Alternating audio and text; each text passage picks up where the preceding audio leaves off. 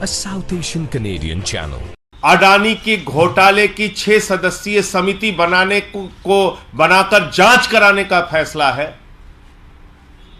उस समिति में पूर्व न्यायाधीश को शामिल करके जांच कराने का फैसला है। वहीं दूसरी तरफ यह सुप्रीम कोर्ट का फैसला नरेंद्र मोदी जी की सरकार पर जोरदार तमाचा है। 140 करोड़ लोगों ने चुनकर भारत का प्रधानमंत्री नरेंद्र मोदी जी को बनाया। पूरा विपक्ष एक स्वर में मांग कर रहा था कि दुनिया का सबसे बड़ा घोटाला है अडानी घोटाला, कॉर्पोरेट जगत का सबसे बड़ा घोटाला है अडानी घोटाला। LIC में करोड़ों लोगों का पैसा डूब रहा है, SBI में करोड़ों लोगों का पैसा डूब रहा है। प्रधानमंत्री जी, JPC से जांच कराइए। पूरे सदन के सत्र के दौरान हम लोग एक ही मांग करते रहे, लेकिन एक कहावत हमने सुनी थी कि रोम जल रहा था, नीरव बंसी बजा रहा था। करोड़ों लोगों का पैसा डूब रहा था, अडानी का महाघोटाला सामने आया था और नरेंद्र मोदी जी जांच कराने से भाग रहे थे, जांच कराने के लिए तैयार नहीं थे, JPC बनाने के लिए तैयार नहीं थे। इसके पीछे कारण क्या है?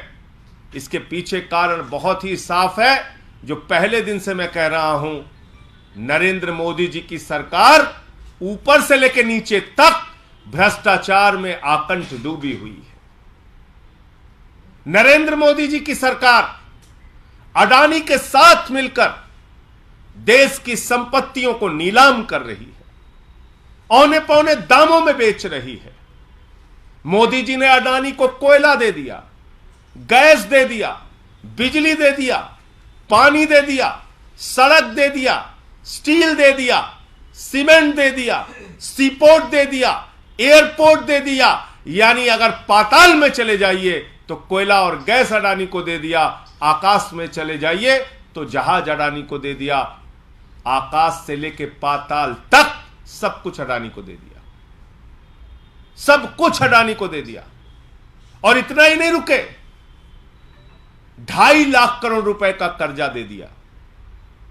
जब घाटा होने लगा व्यवसाय में तो 84,000 करोड़ का कर्जा माफ कर दिया। और उस अडानी ने क्या किया? अपने भाइयों के साथ मिलकर सैकड़ों फर्जी कंपनियां पूरे देश में और दुनिया में खोलने का काम किया। सैकड़ों फर्जी कंपनियां तमाम टैक्स हेवन कंट्रीज में, मॉरिशस और कैरेबियाई देशों में खोलने का काम विनोद अडानी ने किया, जो इसका भाई है अडानी का। और अकेले मॉरिशस का मैं बता रहा हूं, अकेले मॉरिशस एक पते पर 6 फर्जी कंपनियां खोली गई। उन 6 फर्जी कंपनियों की आमदनी का जरिया क्या है मालूम नहीं, लेकिन उन 6 कंपनियों के माध्यम से भारत में अडानी की कंपनी में 42,000 करोड़ रुपए लगाया गया। 42,000 करोड़ रुपए क्या कर रही थी सेबी जब यह काला धन लग रहा था? क्या कर रही थी ईडी, इनकम टैक्स डिपार्टमेंट क्या कर रहा था जब यह काला धन अडानी की कंपनियों में लग रहा था? सेबी इसलिए कार्रवाई नहीं कर पाती क्योंकि सेबी में अडानी का समधी बैठा हुआ है।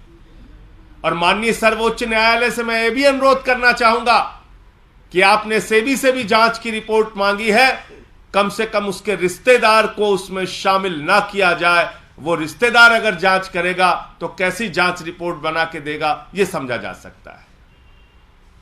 क्योंकि सेबी तो खामोश रही है। अनाप शनाप पैसे दुनिया के देशों से काला धन हजारों लाखों करोड़ रुपए अडानी की कंपनी में आ रहा था, सेबी देख नहीं पाई।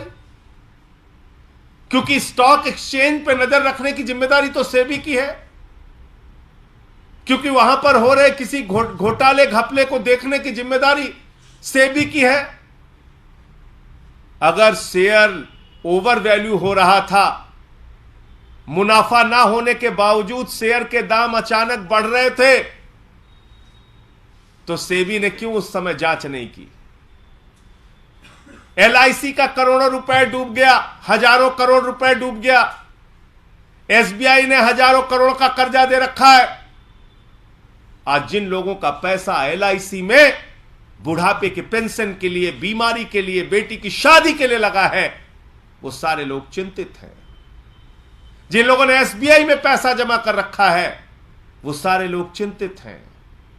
और बैंक मोदी जी डुबाना चाहते हैं, इसका एक ही प्रमाण है कि इन्होंने कहा है भले ही आपका करोड़ों रुपए बैंकों में जमा हो, लेकिन नया कानून मोदी जी ने बना दिया, वापसी सिर्फ 5 लाख रुपए मिलेगा। भले ही बेटी की शादी के लिए आपने 20 लाख जमा किया हो, बेटी की शादी की तारीख आ गई, बैंक डूब गया, तो मोदी जी सिर्फ आपको 5 लाख रुपए देंगे और कहेंगे अपना रास्ता नापो। यह कानून बन गया, नया कानून बन गया। कोई भी बैंक डूब जाए, क्योंकि मोदी जी जानते हैं कि अपने दोस्त को उन्होंने अनाप शनाप फायदा पहुंचाया है, देश के बैंक डूबेंगे, देश के बैंक डूबेंगे। नया कानून कहता है 5 लाख से ज्यादा नहीं मिलेगा। तो इसलिए यह जो फैसला है, यह भारत की सरकार के ऊपर एक जोरदार तमाचा है और जांच एजेंसियों का दुरुपयोग विपक्ष के लोगों का गर्दन दबाने के लिए तो करते हो मोदी जी, अपने दोस्त अडानी को बचाने के लिए उन सारी जांच एजेंसियों को काल कोठरी में बंद कर देते हो, उस पर कार्रवाई नहीं करते हो। यह भी पूरे देश ने देखा। हमारी JPC की मांग, सदन में आवाज उठाना या सदन की प्रक्रिया में आवाज उठाने का मौका न मिलने पर सदन पे नारे लगाना और बाधित करना 100% सही था। यह बात आज सुप्रीम कोर्ट के फैसले से साबित हो गई।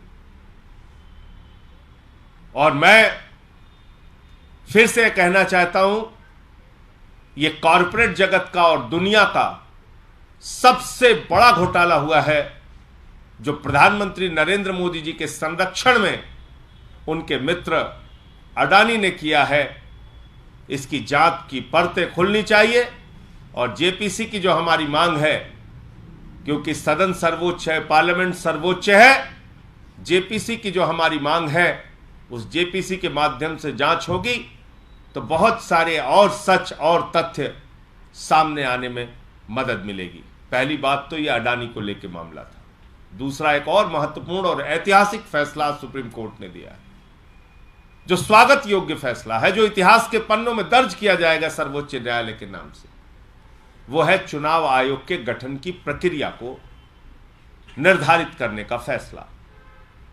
अब प्रधानमंत्री जी, विपक्ष के नेता और मुख्य न्यायाधीश तय करेंगे चुनाव आयोग में कौन बैठेगा। आप बताइए, चुनाव आयोग तब तक इंतजार करता है जब तक प्रधानमंत्री जी की रैलियां ना हो जाएं, योजनाओं की घोषणाएं ना हो जाएं। चुनाव आयोग तब तक इंतजार करता है जब तक गृह मंत्री जी की रैलियां और सभाएं ना हो जाएं, और ये सब कुछ देखकर चुनाव की तारीखों का ऐलान करते हैं। A South Asian Canadian channel.